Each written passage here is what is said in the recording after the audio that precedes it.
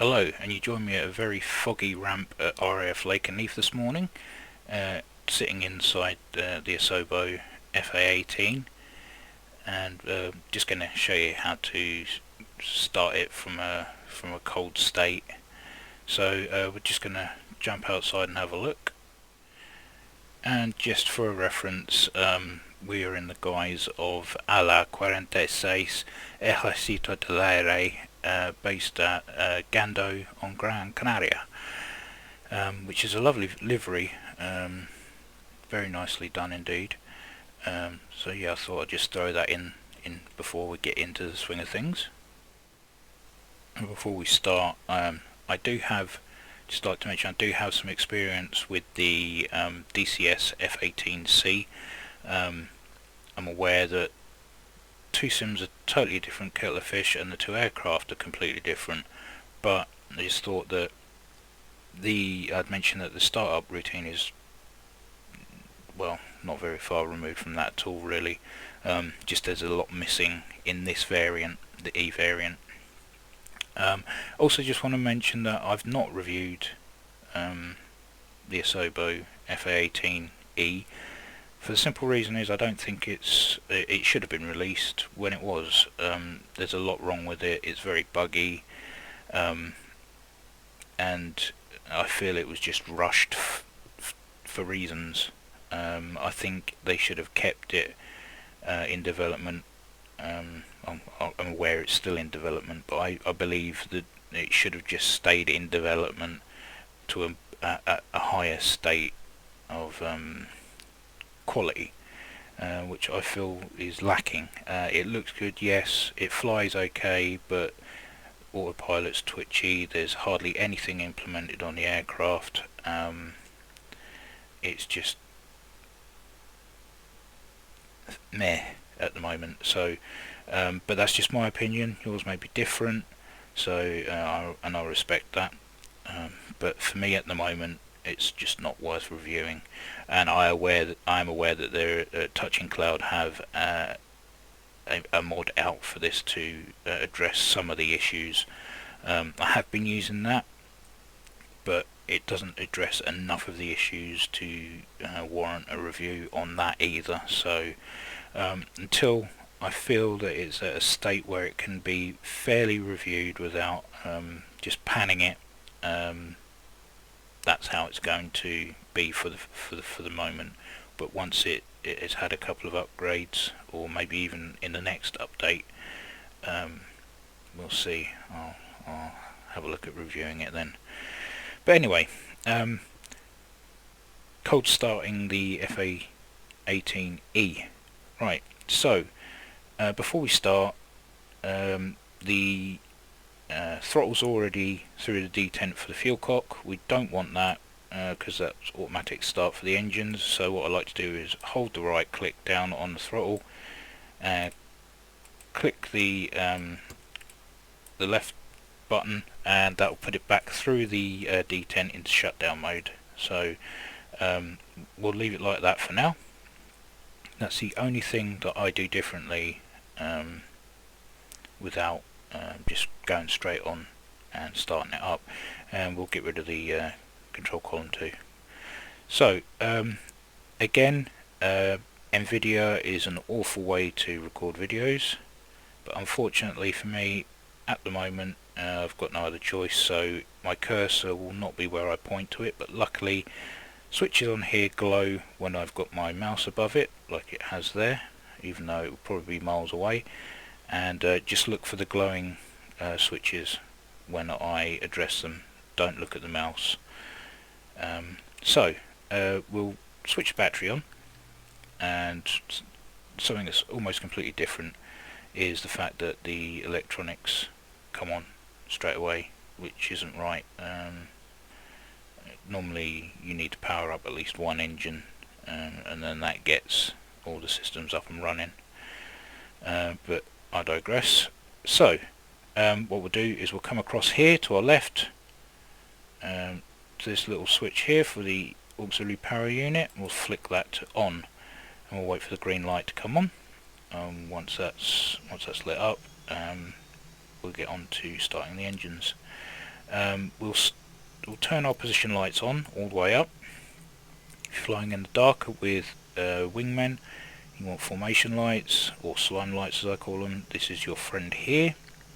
Internal lighting across to your right here. So we've got console lights, and you've got the main instrument light. And it's a bit of a gloomy day, we'll have that on slightly. And also while we're here, we'll zero out our barometric altimeter, which is minus 690 feet. So zero that out to field elevation, or AGL, above ground level. Okay. No, I've gone the wrong way. Okay, so we will go round. Apologise for that. Here we go. Right. The APU should now be started. So there we go, minus 10 feet. This is so awkward. There we go. Plus 6. That'll do. Okay, so you can't see it. The light should be brighter than that, but the green light is on. Now we'll come down here and we'll go to the engine crank switch here, and we're going to hold the left mouse button and slide to the right. We're going to watch the RPM build. Temperature will start building. Once it gets to around about 15%, actually no, we'll call that 20%. We will drag the, there we go, we'll drag the right throttle through the fuel detent, and now we should get a fuel flow. Temperature will rise, and we've now got oil pressure, and the nozzle has now changed position. So just wait for that to settle, at which point the engine crank switch will go back into the neutral position of off. There we go, we can hear it whining.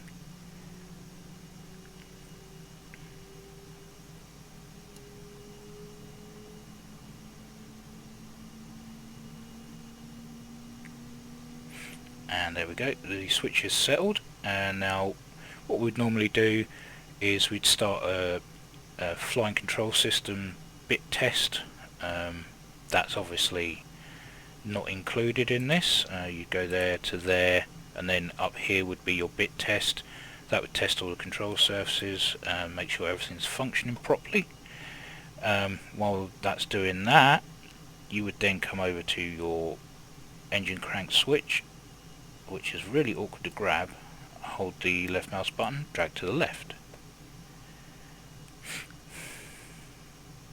Okay, wait for that to get to about 20%, and then again we'll drag the left throttle through the detent for fuel cock.